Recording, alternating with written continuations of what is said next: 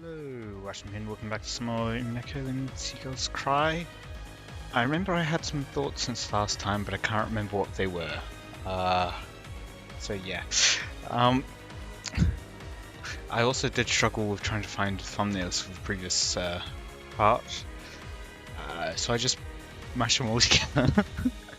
Because there's way too much to try to put what I wanted as a thumbnail. Okay, so let's continue with him definitely not crying. No, definitely not.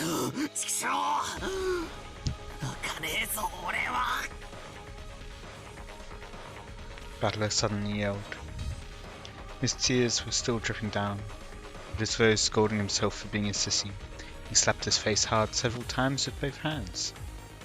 Even so, the tears wouldn't stop. Still wouldn't stop. However, he felt a hot blaze in both his eyes. Funny,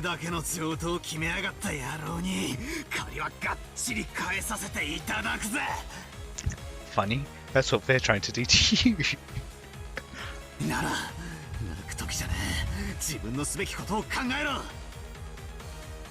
I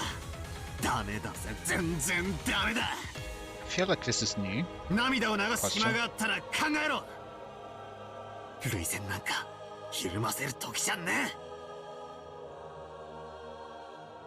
Rather than genuine anger, maybe it was more of an evasive anger's blot after sadness. However, it gave a little courage to George and Jessica, who'd been crushed by the sadness.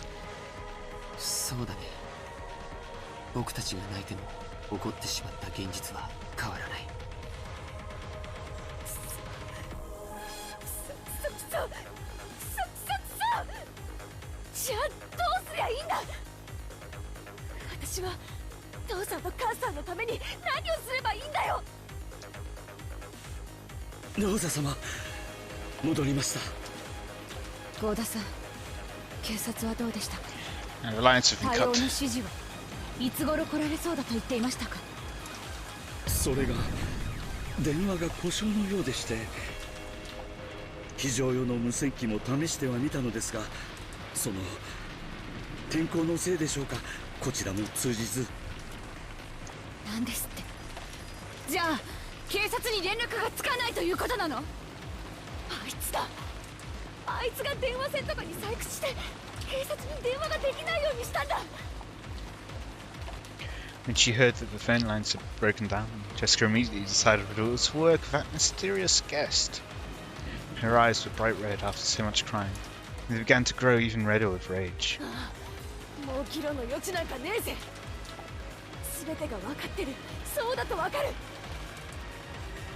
Okay, so was I wrong last time thinking, Battle will just go try to kill the witch? No, it's gonna be Jessica that goes to try to kill the witch.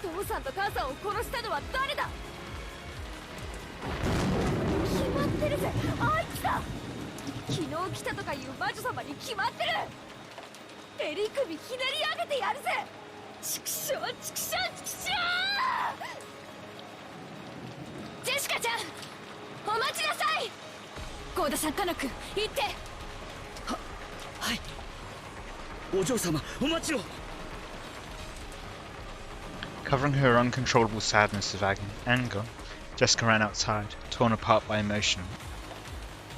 Thinking about it hastily, maybe the mystery guest who'd arrived yesterday, Beatrice, was suspicious. However, in that instant, no, I did say that right. Wow, I'm just tired. There was absolutely no proof that she was the culprit. At this moment, she's just another guest, no more, no less. So Rosa, making an adult decision, was forced to stop Jessica in her rush rampage. Gordon and Cannon picked up on this immediately and chased after her. 誰にも招かれなかった客人ベアトリーチェが犯人なんだろうか。ジェシカの気持ちもわかる。そう思い込みたい気持ちは俺に誰でもいいから犯人ってことにして横っ面をぶっ飛ばしてやりたい気持ちがある。だがその前にはっきりと理解する必要がある。ベアトリーチェって何者なんだ。俺は顔すら見てねえぜ。顔ならお屋敷に大きな肖像画で飾られてたよ。あれだけ見てまだ覚えられないのかな。なんだよマリア、こんな状況で何がおかしいよ。ベアトリーチェは魔女なんだよ。そして黄金鏡の扉を開くための儀式がいよいよ始まったの。この6人はその生贄なんだよ。さあ始まるよ、魔女の宴が。今宵はハロウィン。魔女たちが今こそ祝い集う。 You're like mid-October. It's not the day before All Hallows Day. Anyway,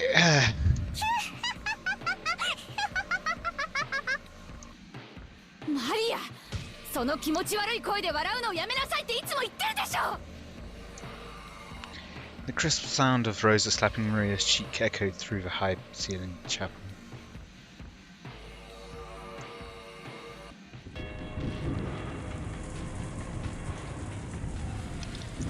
Ever since it started raining yesterday, no, ever since the island was swallowed by the typhoon, I felt as though something was wrong, like you're cut off and in a different world.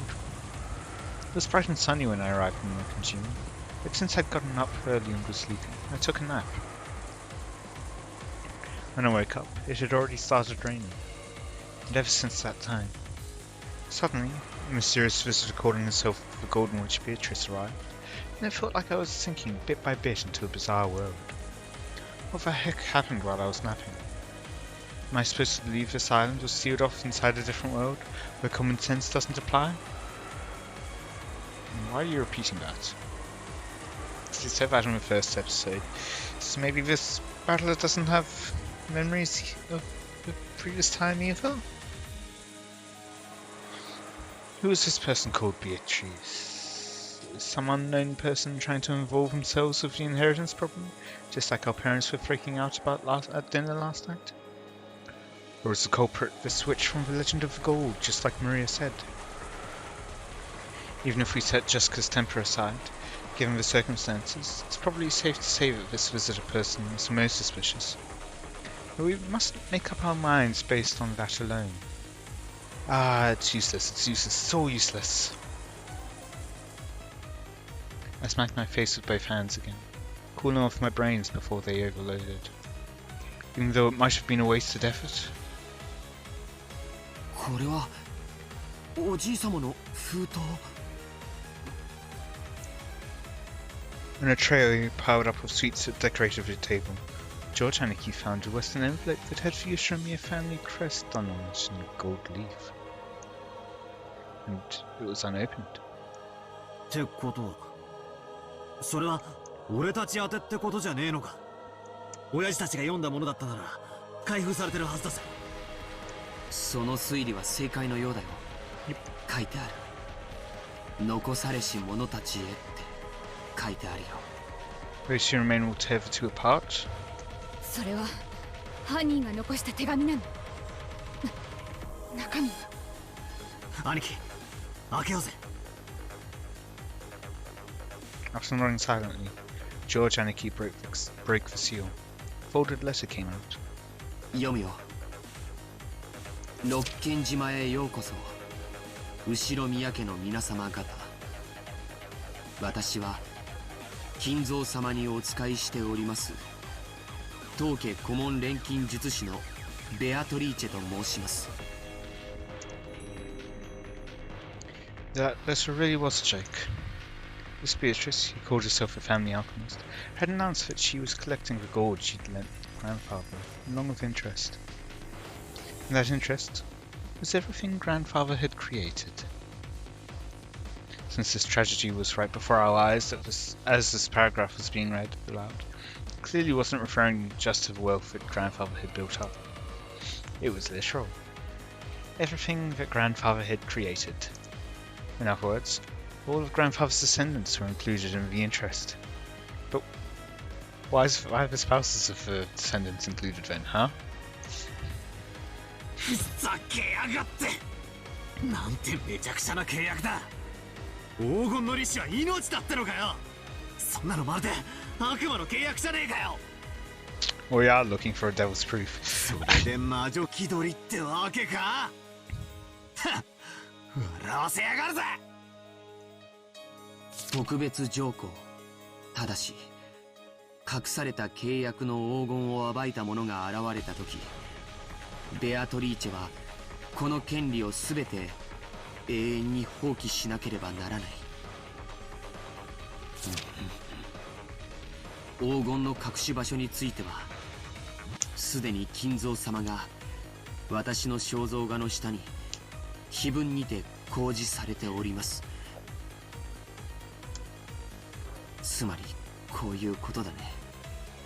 もしこの殺人が利子の回収行為だというなら、それを止める条件としておじい様に与えた隠し黄金を探し出してみろとこう言ってるんだよ。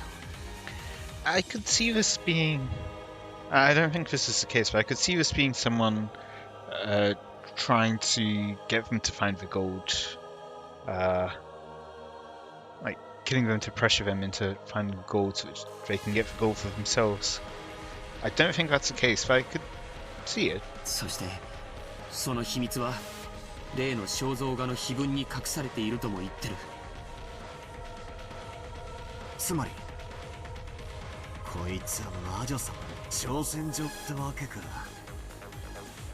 黄金の隠し場所を記した暗号文を解けるものなら解いてみろと。そしてそれができなきゃ利子の回収をこの後も着々と進めていきますとそう言ってやがるわけか。ぶっ殺してやる上等だ。バトラ君、これWhat? The table was covered with sweets. So even though those things were right out in the open, we just assumed they were sweets too. I mean, come on, you see them a lot, right? You know, those boxes of chocolate shaped like gold ingots. Proving that the gold is real. こりゃお菓子の箱じゃねえぞ。 Well, there were, I think, 3. It was mentioned that there were 3 ingots that were kind of put out, or was it only 1? Which then Kraus recovered.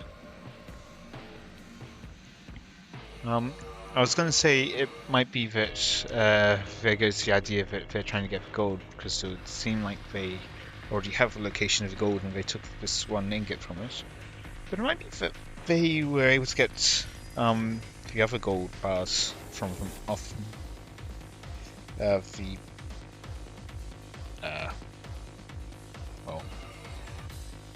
wherever it was. And you're using that as bait, so they know that gold exists, and they want Yoshimiya's to find the gold, so then they could take it for themselves. 本物だ。こりゃ本物の金塊だ。片翼のわしの紋章が刻印されてる。前に母さんが話してたのを聞いた。これはおじい様の黄金伝説の金塊だよ。 Gold ingots weighing a full 10 kilograms. A whole 3 of them were piled up in the very center of the table. It was where a cake would be placed if it was a birthday party. In other words, this was, without a doubt, the birthday cake of a party known as the Family Conference. I am going to have to look back through the images that we were shown in the last part to see if we could see the like gold chocolate bars there. これが本当に純度49のインゴットだったなら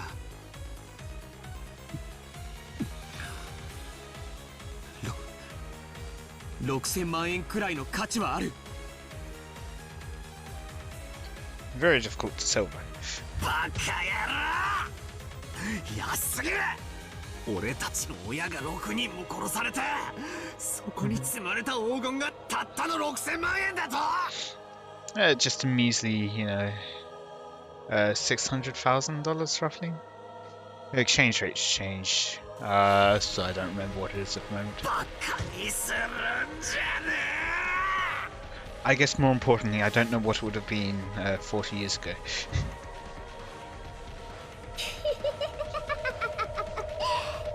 さあ始まったね、ベアトリーチェ。どうせこの謎は誰にも解けないよ。だから絶対にベアとの勝ち。早く黄金鏡への扉を開いて、そしてマリアを連れてって。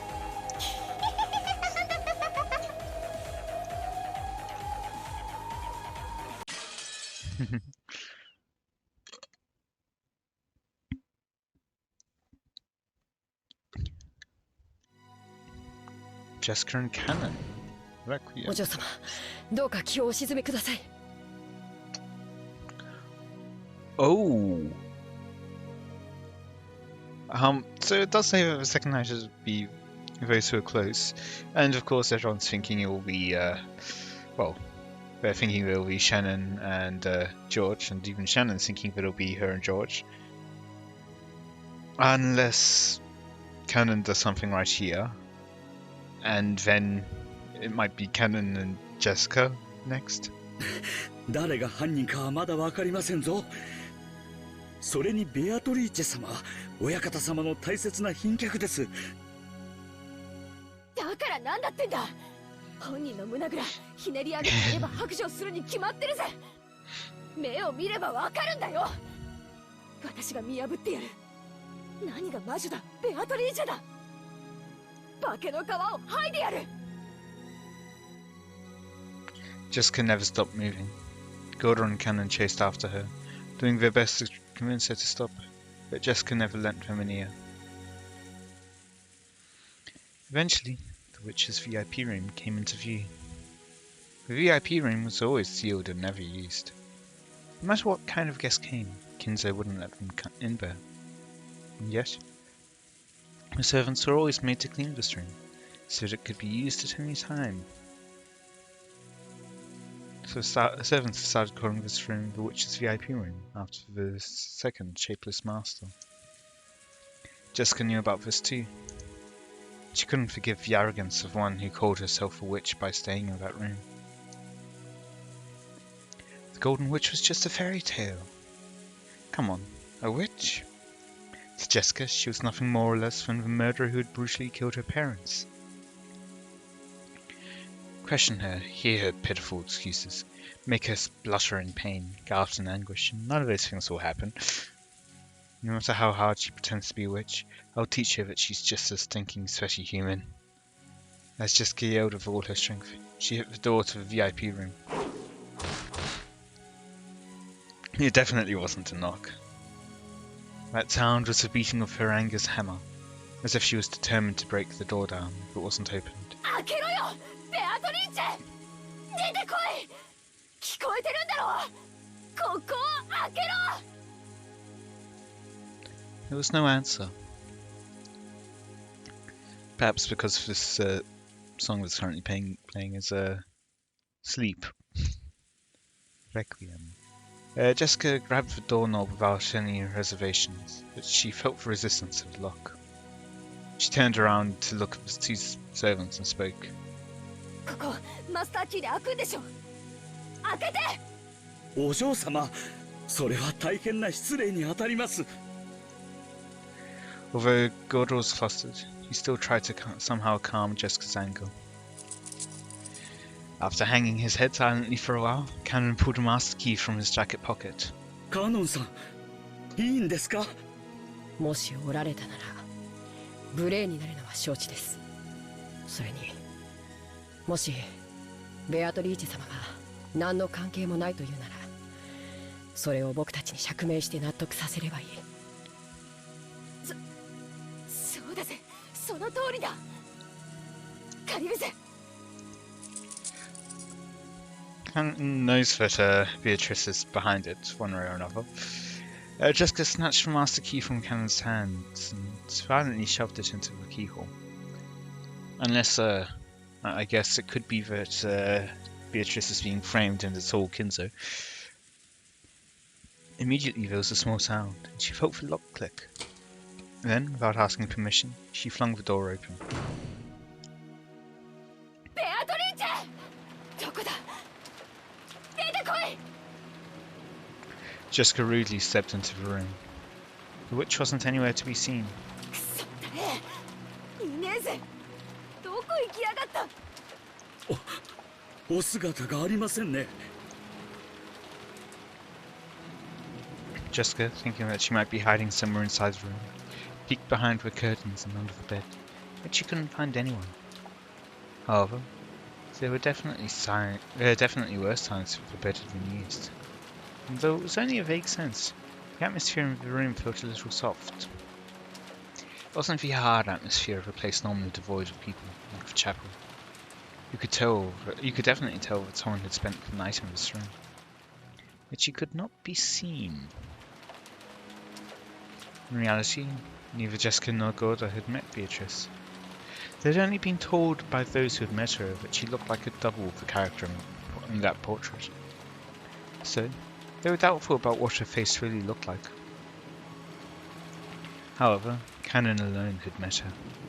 He understood what kind of being that witch was, what kind of personality she had. So, he knew that forcing their way in here to search for her definitely wouldn't work out. She must be watching us bitterly flail about in vain from somewhere, sneering at us. She's that kind of person. Because he was looking at things that way, Cannon was the first to find it. The other two were concentrating on finding the shadow of the person, so he didn't notice. A letter? No, not quite. Near a water jug on the side table, there was a single sheet of letter paper. On it was a short message, and nearby was a fountain pen, which had probably been used to write it. Cannon had already come to understand the witch. After finding the corpses, they had been overcome by rage and barged in here, only to find no one, so of course the witch would mock them. Can't mock someone unless they know they're being mocked. So in other words, that's what this must be. お嬢様、ここに何か書かれています。書かれてるってなんだ? Jessica dashed over and violently snatched the piece of paper away. She probably wasn't trying to be violent. She just couldn't control her strength right now.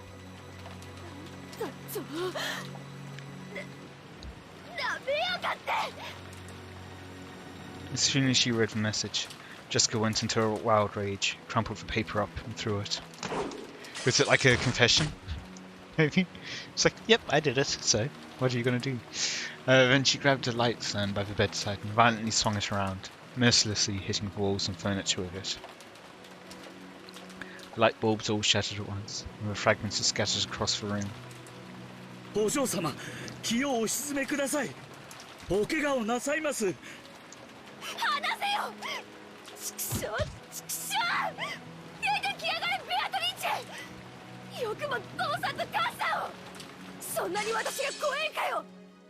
殺してやる！殺してやる！ぶっ殺してやるから姿を現しやがれ！ Yeah, yes, that's definitely what someone would do after being told the other person will kill them.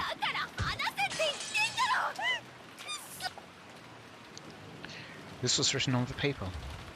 私がぬくぬくとここであなたが飛び込んでくるのを待ちぼうけるとでも？知的な夜に粗暴なるあなたは似合わない。こんな間抜けに育てた親はどんな顔？見たよ。本当にそっくりな間抜け面。今はお菓子の国でお腹いっぱい。One thing about this, it isn't very specific about who it's aimed at. Certainly it sounds like it fits Jessica, but just as easily it could fit George or Bachelor and Fate being the ones to rush in here. It was the sort of thing that a witch would write. It meant she'd predicted that one of the children who'd lost her parents would come running in here. Yeah. She's hiding somewhere in the stream. She must be rolling around laughing now. The witch was that kind of person. She sneered at people's misfortune, using it to stave off the boredom of 1,000 years. これはお渡しください。お怪我をなさいますと申し上げております。離せって言ってんだよ。くそくそ。Gorda snatched away the light stand Jessica had been holding. After all, if she kept swinging it around, she might end up smashing it against something, which could cause serious injury. To Gorda's eyes, Jessica probably looked mad with rage, burning herself up with the flames of anger. But Cannon's eyes saw it differently. These were probably tears of sadness hidden by rage. So, when the light stand was taken from Jessica, and she started crying on the floor, scratching at the carpet, almost as though she was groveling. Gorda was surprised, but Cannon was not. Of course, she had lost her means of crying by lashing out in rage.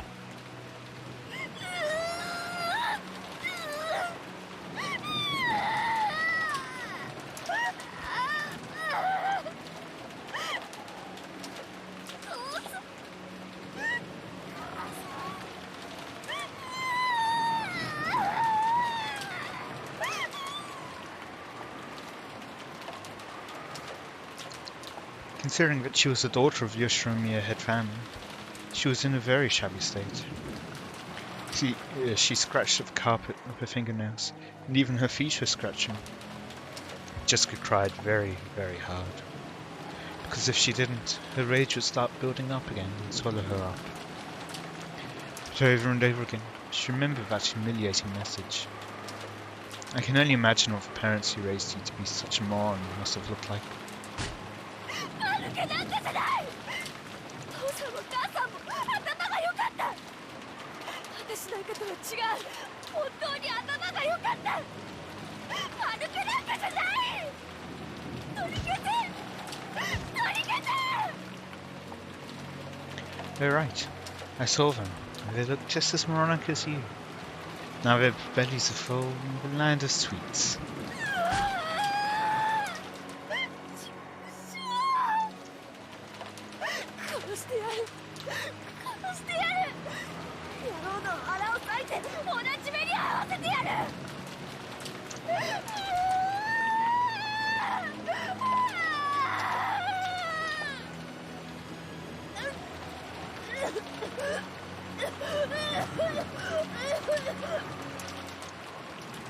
As Jessica cried and screamed, she triggered an asthma attack. The servants watching over her hurriedly ran up to her and rubbed her back. That only provoked Jessica's wrath.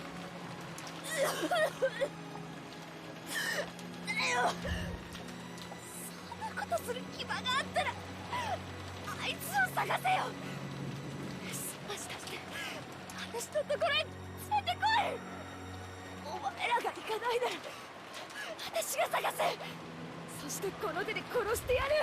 腹を引き裂いてやる。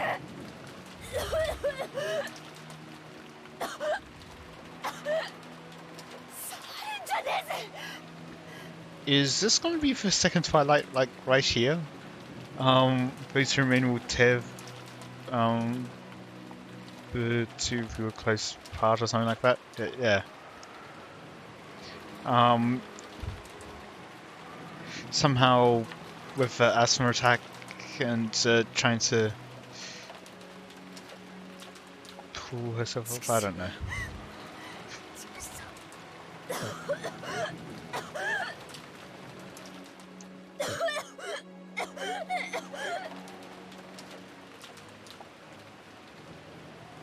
Jessica got up unsteadily, and as her asthma continued, she went out into the hallway. お嬢様、お薬を至急。南條先生をお呼びします。郷田さん、僕に任せてくれませんか。Canon had noticed. Goda, who was vastly separated from her in age, probably couldn't sense her tears in Jessica's heart. Canon, who had noticed, had to be one to support her. カノンさん、いいのですか？今のお嬢様には涙を流す時間も必要なのだと思います。ご両親のあんな死に方を目の当たりにしては。そうですね。Goda also understood, and he knew that Jessica and Canon had shared a vague relationship with each other, so he understood everything and left his Canon. わかりました。私はローザ様のところへ戻ります。お嬢様をくれぐれもよろしくお願いしますよ。はい、お任せを。